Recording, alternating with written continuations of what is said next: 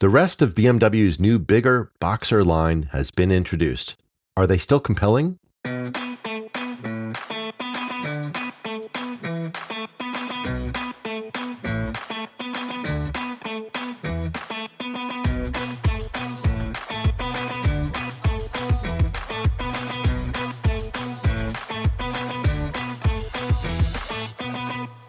Welcome to the Throttle and Roast podcast. I'm your host, Niels Meersschaert. BMW recently announced the other R1300-based Boxer models, including the R1300 R Roadster, the R1300 RS, the sport bike with some touring chops, and of course the venerable R1300 RT, the touring bike. We'll cover all three in this episode and explore what is different and if they're worth considering for your next bike. So let's start with the R1300R. Now, this is a roadster design that evolved from the original standard style in earlier iterations. In fact, I owned an earlier version with the oil-cooled R1200R, which was that classic roadster design with a round headlight. Now, the mechanics of that bike live on in the R9T line, along with the other round headlight. But beginning with the R1200R with the water-cooled engine, the Roadster took a turn toward more of a street fighter style.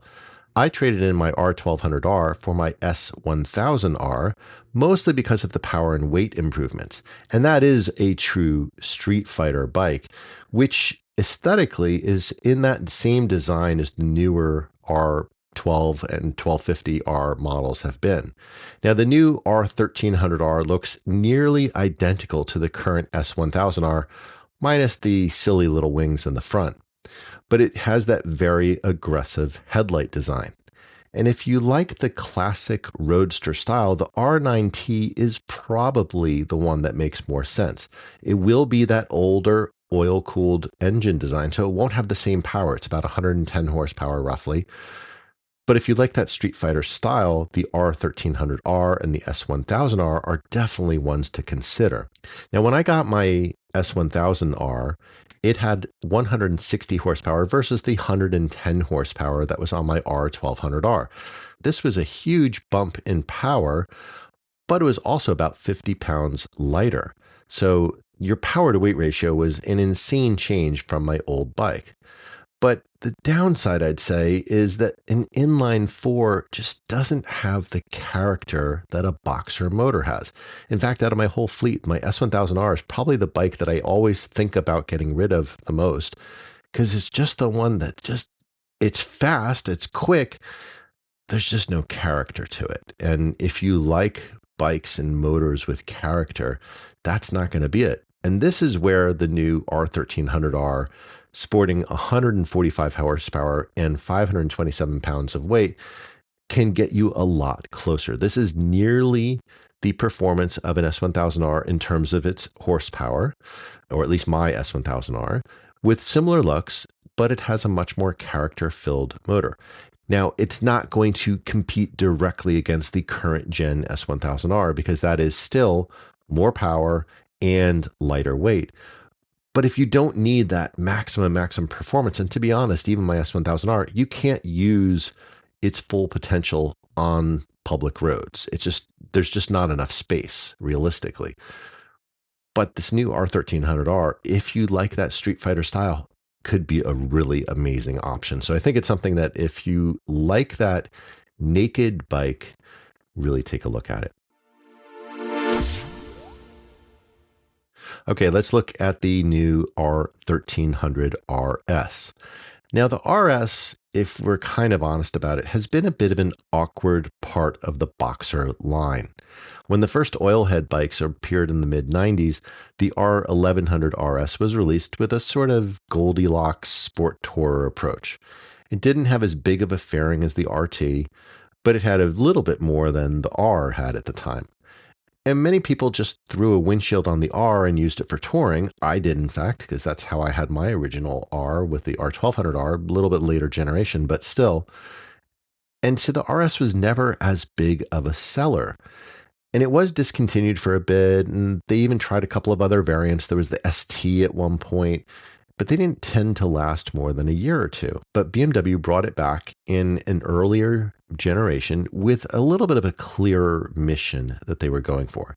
And it was a little bit more of an S1000 RR with a boxer motor and some better touring options. So it was really that more on the sport end of the equation for sport touring and had the aesthetic of the R. And this new R1300 RS continues that same approach. The bike looks very similar to the R with the sharp, sporty nose. It does not, of course, have the little winglets up in the front, which for a road-going bike is a little gimmicky, if I'm honest about it. But this is what happens. They want to be replicas for the sport bikes that are actually on the track. But in any case, the other advantage is that you have lower handlebars on this bike. They're not quite clip-ons of the R, so they will have a little bit more comfort for touring, but it is a much more aggressive riding style. This bike, though, does have some elements that allow it to really work well for more touring purposes. And you saw this beginning with the R1300 GS, where it had the adaptive cruise control and this sort of odd space, almost like a angled square that's up in the front of the bike. And this provides adaptive cruise control. It's sort of a radar mount. And they've now incorporated this into the RS as well. And of course, it has mounts for hard bags to make it really fit into that touring mission. So if you were looking at maybe some of the Kawasaki sport touring bikes, this might be another good option for you because it'll have the performance for you to do some canyon carving. Not quite at the, let's be honest, discomfort level that the R will have, but not quite at the same performance envelope, but still allows you to go touring with it if you want. So kind of that Goldilocks, if you will. And I'd say, put simply, it's a sport bike made for touring. Now, admittedly, this is all shades of gray, as the RT is also a sport touring bike, but it leans more towards the touring end of that spectrum, while the RS leans more towards the sport end of the spectrum. Now, comparing it to the Roadster that we just discussed, more wind protection than the R means that you can ride in cooler temperatures or avoid the drag of the wind at highway speed rides. And like the Roadster, the R1300R, the RS has that same 145 horsepower 1300cc boxer engine of about 540 pounds wet weight. So if an S1000 RR feels too single purpose for you, the R1300 RS might be the right bike for you. Okay, let's talk about the R1300 RT.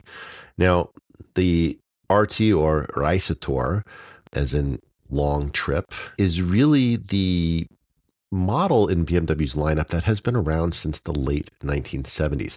In fact, it predates the GS, even though the GS is probably the best-selling model within BMW's range. The RT has predated it. And so if you wanted to travel long distance and be well protected from the elements, the RT has always been a solid option. And it's often touted as the icon of the sport touring realm.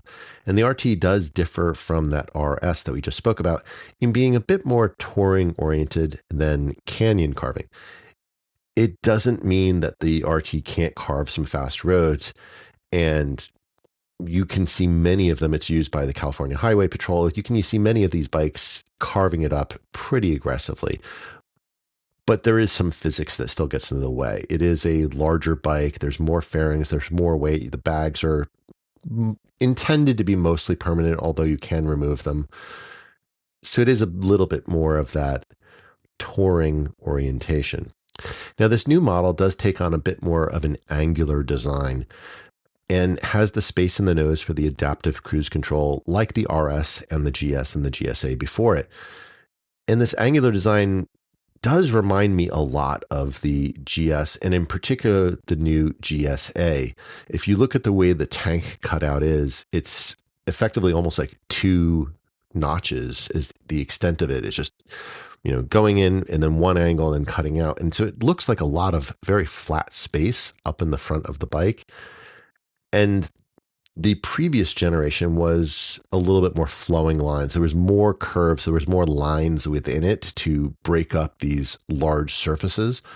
So this is something where the aesthetics may or may not appeal to you as you start to look at this particular bike. And that sensor in the front does also take up a very noticeable amount of space in the front, and it may not appeal to everyone.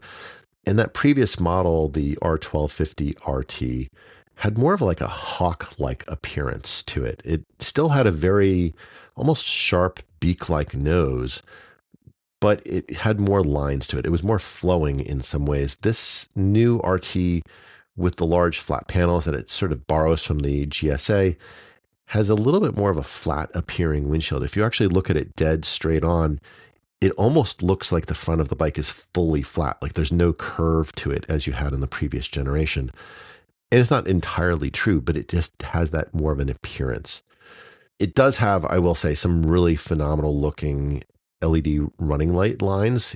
You'll see this in a lot of the BMW cars where they'll just have that one little line of LED lights just running along the sides. And it does give a bit of character to the bike. It looks pretty good. Now, this bike has the same 145 horsepower that we saw in the RS and in the R, but this bike also has 110 foot-pounds of torque. And that torque is similar to that of many American cruisers, but of course it has significantly more horsepower.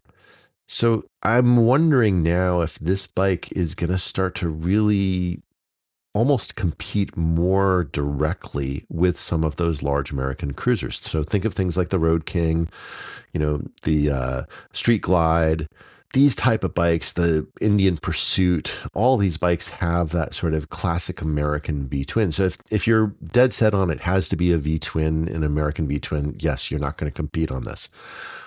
But if you wanted a good long distance touring bike and you love the low end torque that you get from a V-twin, 110 foot-pounds of torque out of a Boxer twin is really great, but then you have the top end, you have that 145 horsepower. So it will be fun to ride in the low end and fun to ride in the high end. So it's kind of a cool setup.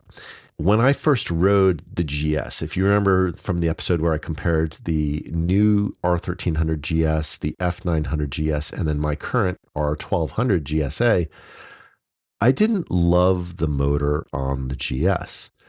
And it's the same motor that's in these three bikes. And it's not that I didn't love it in terms of it having power. It had plenty of power. It was in many ways similar to my S1000R in that it just had plenty of power on tap. You could go whenever you wanted to. And that was beautiful about it. The thing that I found was, and this just comes as you start to add in more water cooling into a bike, you start to more shelter the internals of the engine. It was so smooth that it didn't really have the character that I was used to in previous gen Boxer engines, and nowhere, of course, close to that of my R18. But I did remark to myself at the time and thinking, but if you were doing a lot of highway riding, if you were doing a lot of long distance touring, this engine could actually be really, really great because you don't necessarily want for long droning hour after hour after hour on, let's say, a highway. You don't want to have that characterful engine because it will just become tiring. So a smooth engine, much like BMW's K1600 GT, is insanely smooth. That inline six is very, very smooth. It's perfect for those type of situations. And I think this new engine put into the RT, this is really, I think, the sweet spot for this new motor because this is what it is, in a sense, truly built for. Well, if you were considering a big cruiser, having a bike that is just so easy to accelerate and get up to speed is super helpful. The other beauty is that, yeah, maybe you're not so keen on wanting to use the clutch anymore. Well, this has an automated shift assistant available. So if you want to do riding and not have to worry about a clutch, this bike will have that as an option. And of course, we did talk about the adaptive cruise control and that little module that's sitting in the front of the bike. There's two additional features on the RT that push the tech level just up to the top even further. Now, the first one is some moving aero pieces. Now, just like I said before, there's a couple of large flat panels. Well, two of those panels, one on either side of the bike, actually move and rotate up with the bike as you get up to speed. And this can give a little bit more wind protection to the rider as they're getting up into higher and higher velocities. In a lot of ways, if you've ever tried out the Moto Guzzi V100 Mandello, that has similar aero pieces that do move as you get up to speed. This is very, very similar concept to that. So it can still have a little bit more airflow at slower speeds, but then give you more wind protection as you get up to faster speeds. So really kind of cool. And this last one, I think, is where it really cements the BMW RT as the epitome of a sport touring motorcycle. And what this is dynamic chassis adaptation. Now, this sounds like, BMW has these really, quite honestly, horrible naming conventions that they do for some of their features. They sound very grandiose. But what this is doing is it's not just changing the dampening of the springs or adjusting the preload. This actually adjusts the relative position of the bike. And what I mean by that is it actually can raise the rear of the bike to give a more aggressive feeling for carving canyons, as opposed to more of a flat layer that you might do for just normal touring. So if you've ever looked at like an S1000R or even a double R, you'll see that the rear it's almost like a runner in the starting blocks. The rear is a little bit more set up. Well, this RT can actually change to be like that as you're riding along. So it's really, really cool.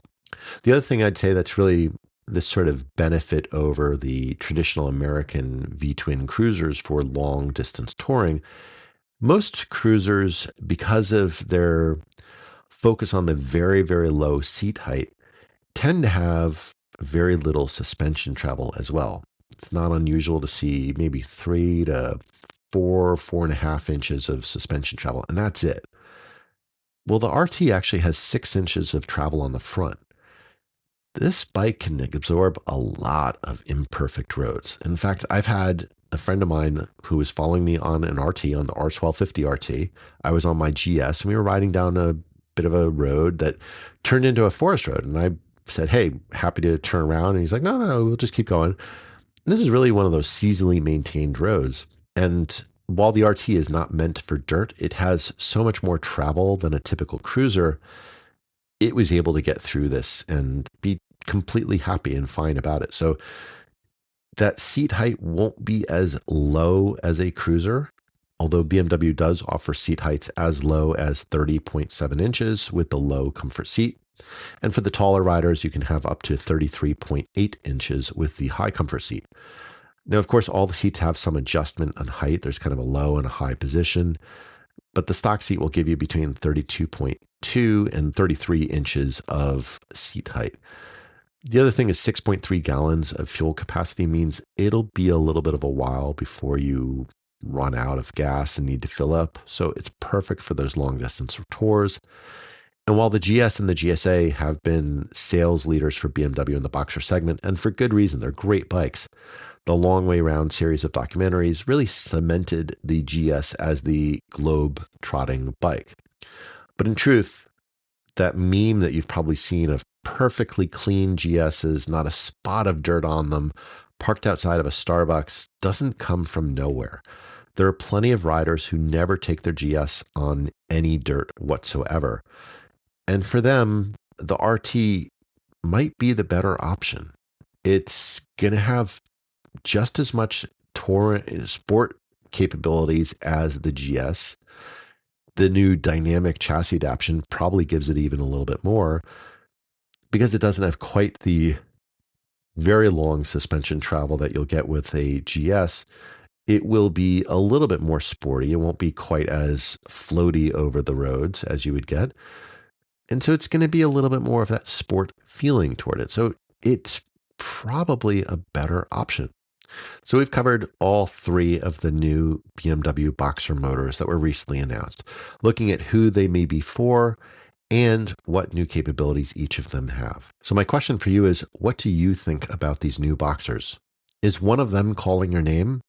Share your thoughts through the text the show link in the show notes or leave us a voicemail at throttleandroast.com/voicemail. Thanks for listening. I'll talk to you next week. Hey, if you enjoyed this episode, please tell a friend about the show.